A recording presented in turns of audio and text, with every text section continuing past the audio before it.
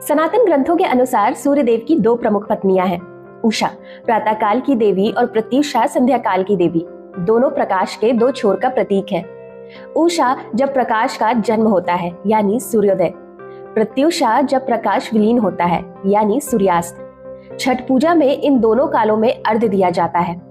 पहला अर्घ्य संध्या यानी प्रत्युषा को और दूसरा अर्घ्य भोर यानी उषा को। यही कारण है कि इस व्रत में सूर्य और उनकी दोनों पत्नियां समान रूप से पूजित मानी जाती हैं। उषा और प्रत्युषा केवल देवियां नहीं बल्कि वे संतुलन की देवी हैं। एक आशा यानी प्रभात का प्रतीक है तो वहीं दूसरी विराम यानी संध्या का। छठ व्रत का गूढ़ अर्थ है जीवन में प्रकाश और अंधकार दोनों का समान सम्मान, क्योंकि सूर्य सिर्फ दिन नहीं लाते, वे रात को भी अर्घ देते हैं।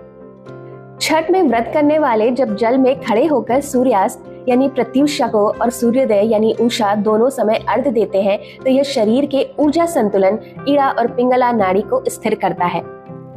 सूर्य की किरणें उस समय यूवी रेडिएशन में सबसे कम और जीवन ऊर्जा में सबसे अधिक होती हैं। इससे शरीर की कोशिकाएं रिवाइटलाइज होती हैं और मन शुद्ध होता है। उषा देवी को नई शुरुआत, सपनों और आशा की देवी कहा गया है। उषा जीवन को जागृत करती है, वहीं प्रत्युषा देवी को शांति और समापन, आत्म स्वीकृति की देवी कहा गया है। वो सिखाती हैं कि हर अंत में एक नई शुरुआत छुपी होती है। इसलिए व्रती पहले संध्या अर्घ्य देकर दिन के कर्मों का अंत करते हैं, फिर भोर अर्घ्य देकर नई ऊर्जा का स्वागत करते हैं। महाभारत के अनुशासन पर्व और ऋग्वेद के 7वें मंडल में उषा देवी की स्तुति मिलती है। उषा जगता माता प्रकाशयति विश्वम, यानी उषा जगत की माता है, वो सब में प्रकाश फैलाती है।